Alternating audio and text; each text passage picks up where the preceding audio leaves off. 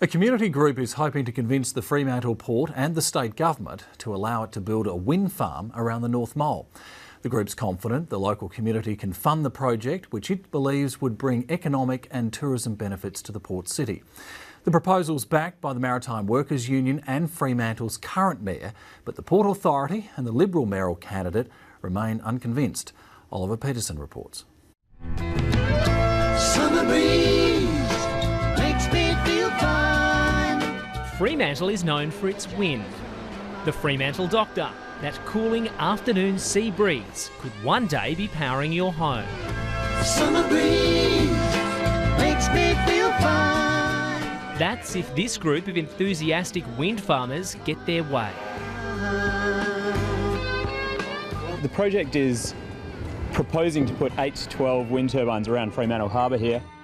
Transforming the Fremantle Port skyline from this to this. Placing specially designed 50-metre high turbines around the port, driven and funded by the community.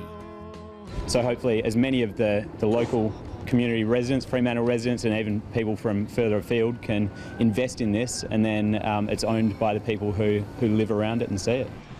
The group believes the wind farm would produce enough power to generate over 3,000 homes. The whole project will cost between 16 and 18 million, we're estimating, and we're not looking for the state government to finance any of that. We think there's plenty of interest in financing this project. The returns are fantastic. They believe there'd be no issues raising the finance, pointing to the Hepburn Community Wind Farm project in Victoria. But that project cost almost $10 million to get off the ground and only has 2 wind turbines, raising doubts over the viability of the Fremantle project. Maybe they should try and raise the money first and then put the money on the table before they start saying, let's get the project up and running. In the late 90s, there were plans and support from the Port Authority to build a wind farm, but that was a commercial proposal that didn't take off. In its second reincarnation, the Fremantle Wind Farm project's been lobbying the port and state government for the past 2 years. We met with Colin Barnett over a year ago, and it was great walking into his boardroom. We were very pleasantly surprised to see that the pictures all around his walls are of wind turbines and wind farms. The group's also had meetings with the previous Energy Minister Peter Collier, Planning Minister John Day and an advisor to the Transport Minister Troy Buswell.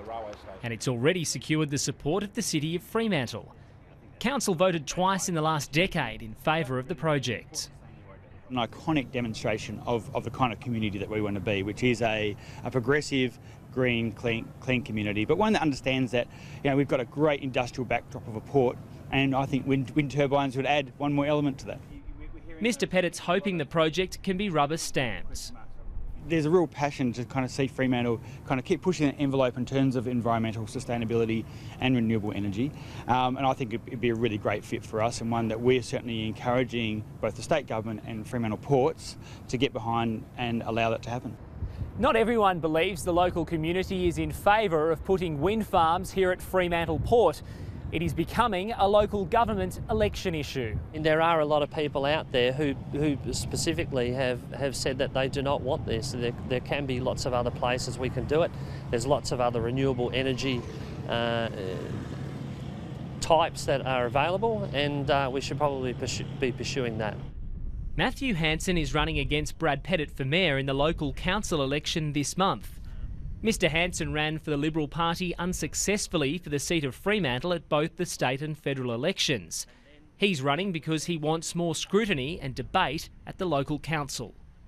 I guess the big thing is community consultation, as well as not necessarily just the council rubber stamping a project. He doesn't believe the group actually has the backing of the majority of the Fremantle community, and the council hasn't engaged in proper consultation with all local residents. Mr Hansen isn't alone. The Fremantle Port Authority, which pushed for the original concept a decade ago, now isn't supporting wind farms on the docks. After careful consideration of all the issues, the Fremantle Ports Board determined that it was not in the best interests of Fremantle Ports to support a wind farm development within the port. While Fremantle Ports supports environmental sustainability, our view is that Rouse Head is not the right place for a wind farm. The Port Authority is very risk averse, and understandably their job is running a port, so they're keen to focus on that. All we're asking for is to be tenants and lease 8 little circles of land for these turbines to sit on. While the turbines would be in close proximity to the wharfies, the union is backing the move. We're proud to support a local grassroots campaign such as this one. Wind farms are a fact of life in many port cities around the world, and the reason for that is that it's an intelligent use of industrial land. The proposal was put to a meeting of the union late last year. Members voted unanimously in favour. We've had a look at the science, and the proposal put forward by the committee that's running this, and we're satisfied that the science is okay in terms of any harm it may cause to our membership who work in and around the port. The state government declined the request for an on-camera interview with 730 WA, but a spokesman for the Energy Minister Mike Nahan says the group is welcome to put the proposal to his office. The Energy Minister's committed to the technology as demonstrated with 15 wind farms around Western Australia. Mr Nahan doesn't believe there are any adverse health risks associated with wind farms, but will await the findings of a Commonwealth review. But as the ports come under the Transport Minister Troy Buswell's brief, it would require his approval. And with the state losing its AAA credit rating last month, the Premier flags some changes to the ports. We will sell some assets. And some of those assets, for example in the cases of ports, may be assets within the port. Summer breeze makes me feel fine. Those supporting the wind farm are working on harvesting people power before they can convince the pollies to grant approval. It would be good to see the port itself and the amount of power it uses coming from something as environmentally sustainable as a wind farm. We just want to eliminate any doubts, demonstrate the community support, and hopefully get vocal support from Freo residents and everyone else around.